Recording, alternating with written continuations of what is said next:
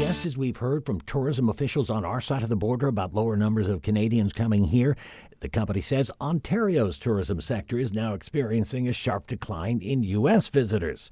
It notes a report by Statistics Canada showing cross-border trips to Canada by U.S. residents were down 8.5% in May 2025 compared to May 2024, and City Cruises Canada says it's feeling the impact firsthand. It's noticeable, both in terms of traffic and ticket sales. We haven't seen it this quiet since the pandemic, said company CEO Maury DeMorizzo in a statement. Whether this is anti-American sentiment on the part of Canadians, as some had thought, or the continued weakness of the Canadian dollar, which has historically correlated to a decrease in border crossings by Canadians coming here, neither would explain lower numbers of Americans going there. Meanwhile, back on our side of the border, Visit Buffalo Niagara recently launched an effort to try and reach out to Canadians in hopes of bringing them back. It began on Canada Day, which was at the first of the month, and it's called the Buffalo Loves Canada campaign. We did see a big jump in our overall visitation to our website. We saw a 78% increase just in that first week. We had over 1,000 people that registered to receive or to be put into a competition to receive a $500 gift card. On your side, Dave McKinley, Channel 2 News.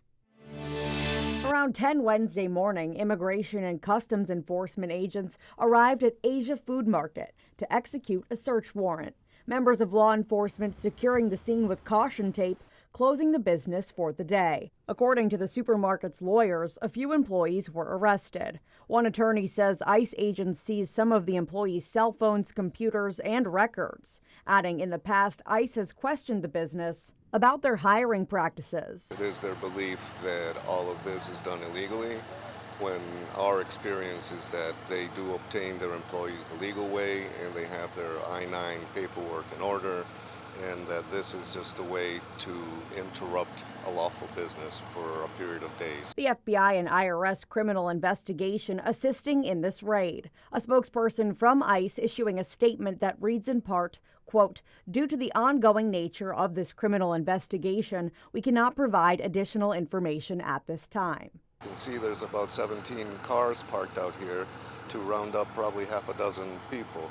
It's unnecessary, it's wasteful, and it curtails due process. There is a way where they could request the records of the business without having to close them down, give them the chance to photocopy and provide everything. Gutierrez says he believes these raids target businesses that serve and uplift immigrant communities. They're thriving businesses providing jobs and services to the community, and it's sad that they proceed this way. Tonight, new video from Amherst showing an alarming trend. Hooded individuals walking up driveways and attempting to break into cars. One neighbor even catching a shot of these thieves after the fact, driving away in this black truck. It's pretty invasive. You know, it's a very vulnerable thing to have happen to you. It happened to David Morales just about a month ago.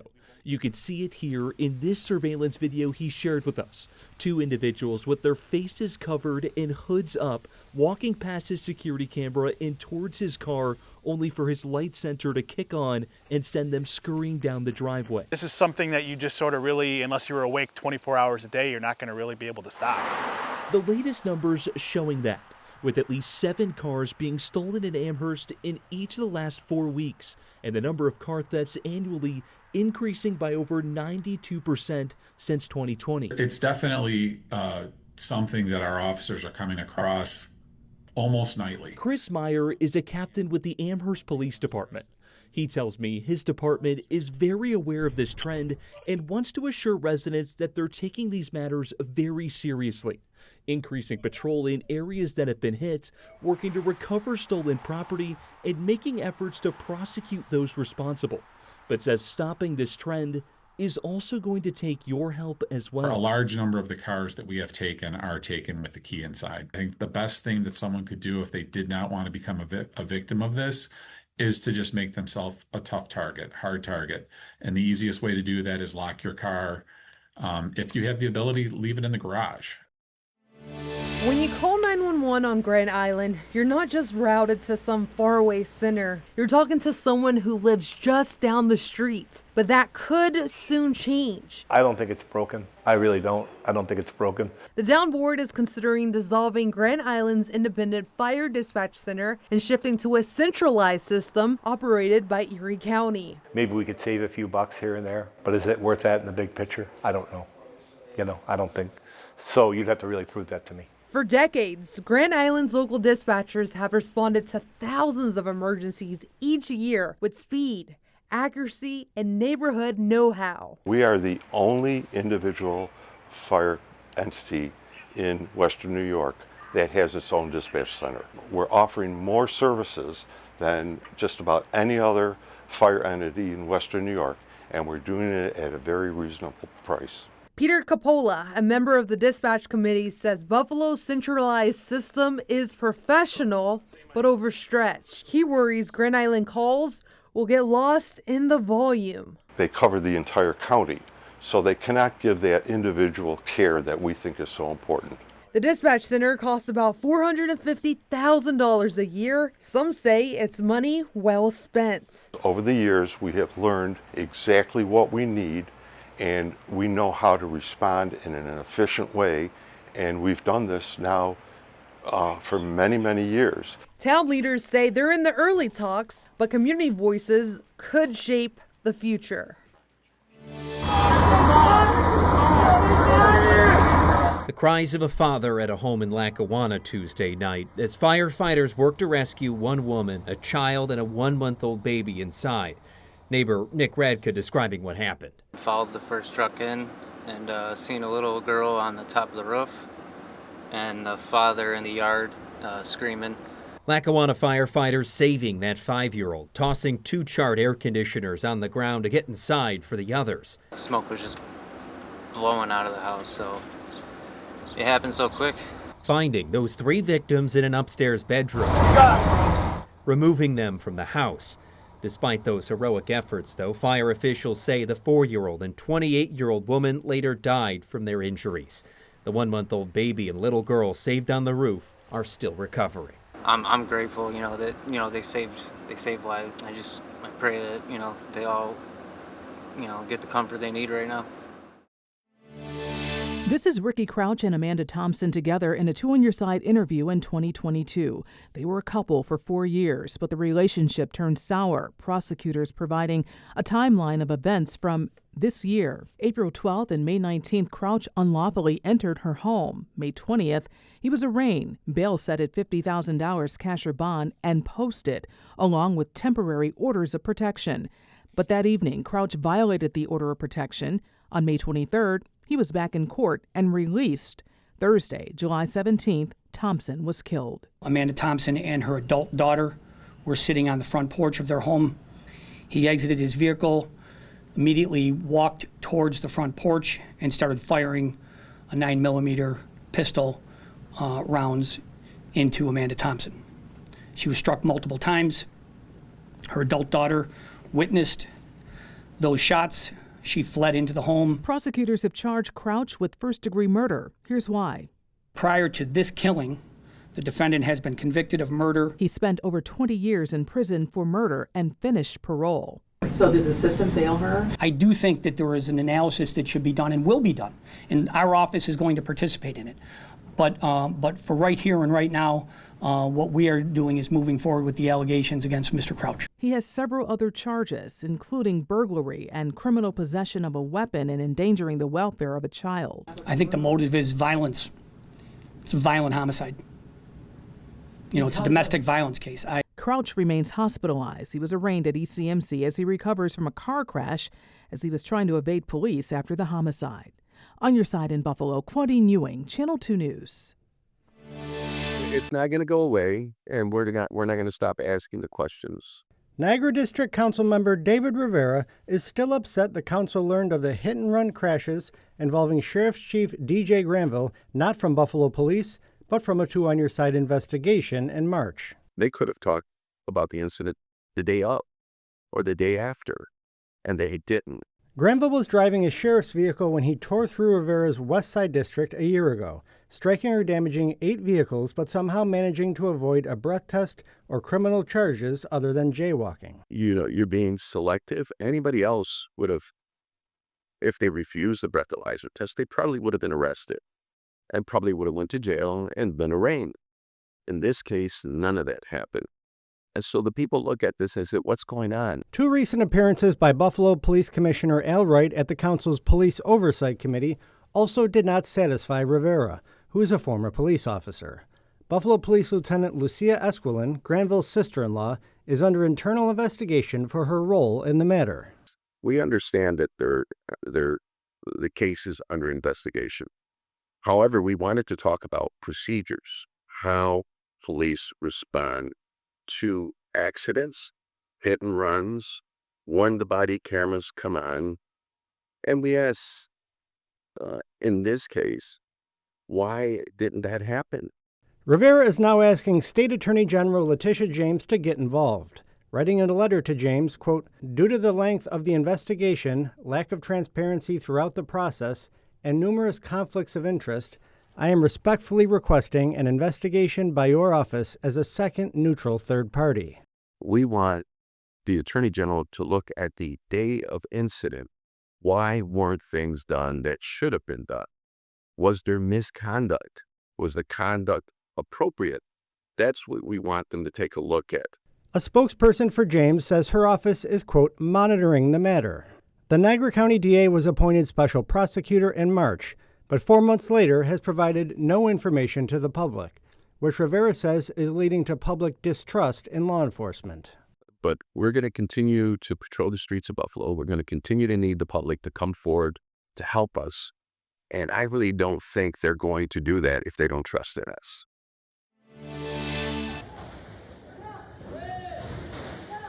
My thoughts were, did he breach security? Did he get in somewhere that he shouldn't have got into? What was his intentions from the get-go? Is he armed? So I think that's why a lot of people took a safe step back, just to, let everything play out until NFTA police arrived. Tom Brennan of Cheektowaga says he was shocked by what he saw when he arrived at the Buffalo Niagara International Airport early Monday morning. Brennan posting this viral video on social media. Now the video has been viewed nearly 100,000 times. It shows a man driving an airport cart through the moving walkway, causing extensive damage to the walkway's glass and the cart.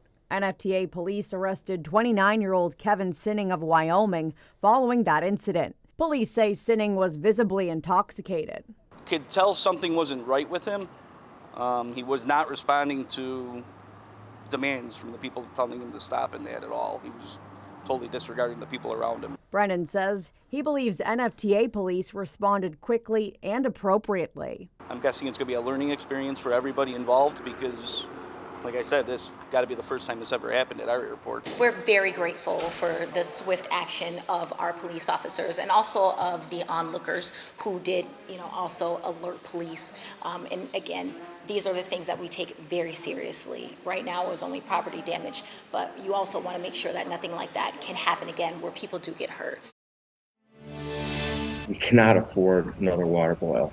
That's why Trustee Paul Wandell says he'll be working with the village's water treatment plant supervisor to review every part of the operation. I will be working with the water treatment plant supervisor to review all operational policies and processes at the plant. This comes after 7 boil water advisories in just 5 years. Trustee Wandell says it's time to review everything. A routine preventative maintenance schedule, periodically reviewing policies and procedures, and then of course training for the operators.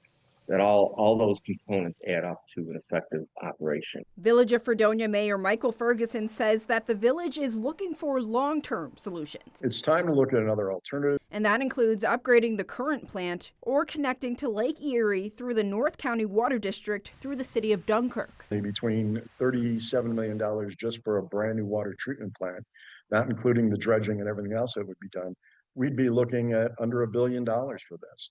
Connect with that water, to connect with Pomfret and the city of Dunkirk through the North County Water District right now looks like it could be anywhere from $17 to $22 million. And when it's time to decide, Wandell says it'll come down to carefully weighing the facts. when you make a decision, you would want to critically and objectively look at those pros and cons and consider everything. I'm Ron Plants here in North Tonawanda, and as the state proceeds with their plan to require that all school buses be electric in the future instead of diesel powered, there's a greater concern that the heavier vehicles with the battery packs in the bottom could cause more problems and road damage to our actual roadway system. That's why the State Association of Town Highway Superintendents is studying that issue. Engineers who study road stress and damage point out it's not just the overall weight of a vehicle comparison, like a full-size diesel versus electric school bus. It is actually the weight pressure or force of the axle of that heavier electric bus that can cause a destructive force called rutting in the road. Instead of simple repaving on top, it might require much more expensive reconstruction of the road bed. A spokesman for the Highway Superintendents Association, who is also a former state DOT official, explains it this way. The current a school bus that is diesel, the rear axle weighs about 10,000 pounds. If you take a electric school bus, that rear axle is probably about 25,000 pounds. Now, the way it works for damage on pavements is it's not, well, if it's one time more, it is a 16-time exponential. So that means it's like, so instead of having one school bus coming down your street that's a diesel, it's the equivalent now of having 24. So one EV school bus is the equivalent now of 24 diesel buses. That weight, that 10,000 pounds now being 25, is doing that much more damage to the roads. They also point out rural bridges and culverts could be affected with more axle weight from an electric school bus. And the association says the extra road cost could come down even harder on county and town taxpayers. We reached out to the governor's office for their response. On your side, Ron Plants, Channel 2 News. It all started with a garage and an idea. We built our first robot there with our first 3 students, but shortly after we moved here. Here on Best Street in Buffalo. It's a beacon of hope for kids in the city. Is where Rust Belt Robotics has been changing lives for 3 years, serving dozens of students from more than 20 schools over the years. I enjoy it so much. It really gives light to the community around me. This is like my intellectual house. I've learned everything from machine work to modeling here. So yeah, it's my home. But now this space is being bought. A little bit of shock initially. I think we kind of knew this may come someday. The group has to move from their 3-year home. To see us have to move either far away or not be able to operate the way that we've been able to will be a big blow. Somebody is going to believe in our cause like we do and help. Help find a new space. It'd be nice to have something that when we find it's kind of our new lab, our home. So students can continue to build themselves and their futures. The dream would be to have a full field and a full shop and a full learning space for the students to program and all that. Room for tools, robots, and the kind of learning that goes beyond the classroom. We want to help as many kids as we possibly can. And by doing that in a better, bigger space, we can be successful in that. They're hoping to stay right here in Buffalo, but they say they're open to other options if need be. They hope to find a space with about 2,000 square feet. If you know of a space or you just want to help them out, we'll have more details, including a link to their GoFundMe on our website. On your side, Courtney Courtwright, Channel 2 News. As the NFTA rolls out its draft environmental impact statement for an expansion of rail service beyond UB North Campus, supporters of the project say it's needed. We have been fighting for it since 1965 when we started as an organization. We're very much in favor of it. It's desperately needed. As we told you earlier this week, the NFTA has several options on the table. A 7-mile light rail transit line that will run from UB South, up Niagara Falls Boulevard, over to Maple and then Sweet Home Road, UB North Campus, and terminating near the 990. A similar bus rapid transit line is also being proposed as a secondary option. It follows the same route but uses electric buses rather than rail. Doug Funke from Citizens for Regional Transit believes that the light rail option is best, particularly for moving students between campuses, saying it's time students no longer rely on the UB Stampede bus service. That's the reason we need light rail. That's the reason the Stampede doesn't work Those buses carry 40 people. Light rail can carry 600 people every 10 minutes. While Funky and the NFTA support the light rail system, other residents I've spoken to that could be impacted by the project support a bus rapid transit system over rail. Among the biggest concerns for the planned rail project is the noise the trains will create once they're operational. Funky argues the noise from Niagara Falls Boulevard far exceeds an underground train. The sound of our current light rail as it comes out of the portal in downtown, and it gets around 70 decibels. That's talking. That's what you and I are putting out there right now. You know, you go on Niagara Falls Boulevard and you measure how the sound of that traffic. It's a lot more than that. The University of Buffalo sent me a statement saying they would have to look into the claims being made by Citizens for Regional Transit regarding the UB Stampede bus service. However, they sent a lengthy statement regarding the NFTA's proposed project. We have that posted right now on our website. Well, I'm Scoob from Scoob's Village Grill. Over the last 7 years, Scoob and his family have made a name for themselves, serving kicked up comfort food and good hangs in the heart of Lancaster. Tuesday, Taco Tuesday, trivia. Wednesday is Wing Wednesday. So we do like 69-cent wings. Thursday is Burger Day, $5 off burgers. And Friday is our fish fry. And that's not all. Pot roll sandwich, my wife's famous thing. My son Jesse's everything wing. We have a 2-pound Royal sub. Most of our portions are huge. This weekend, they're bringing back a special they only do once a year. Giant turkey legs for the Lancaster Village Merchant Association's 4th annual Renaissance Street Fair. People just love these turkey legs. So we're going to do about 200 of them. And they just come walk around the village with a turkey leg. The whole village transforms into a medieval scene for the event. Turkey legs, we have stilt walkers, live music, longsword demonstrations, like all these things have just come over the years and added to it. Joe Marshall, co-owner of Lily Bell Meads around the corner, helped get it going. As soon as we had this the first time, people really showed up. I mean, not just showed up in person, but they dressed up, and that's really what makes the event. The street fair is free and runs from noon to 6 on Saturday, and you can find Scoob's Village Grill at 50 Central Avenue, open at 11 a.m., Tuesday through Saturday. It's just starting to pop here, just people everywhere, a lot of foot traffic. It's great now. It's a huge difference in 7 years.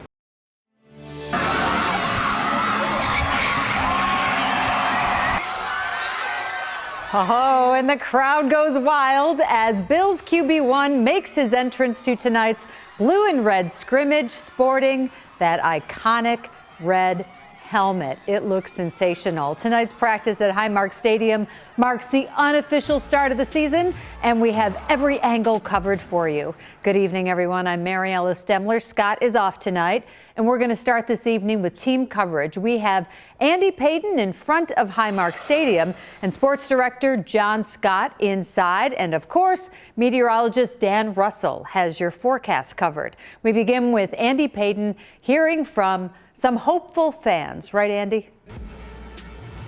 Yeah, Mary Alice, that's right. I know you're calling it the unofficial start, but the return of the blue and red also means that we're just 5 weeks away from the official start of the Bills season and that 2025 campaign kicking off. And with that and the excitement of a new NFL season also brings a lot of questions. What are we going to see from the team this year? Could we see them go as far as last year? Hey, could we see them go even further? Are there specific players that we need to be looking out for? And that's why we wanted to make sure we spent this evening with Bills Mafia to get their take on who we need to be looking out for. Take a listen to this.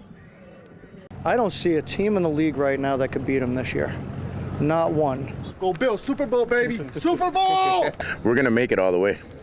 That's a pretty bold prediction. We're going to make it all the way. And believe it or not, I haven't heard that one yet. Really? No, I've heard it. Oh.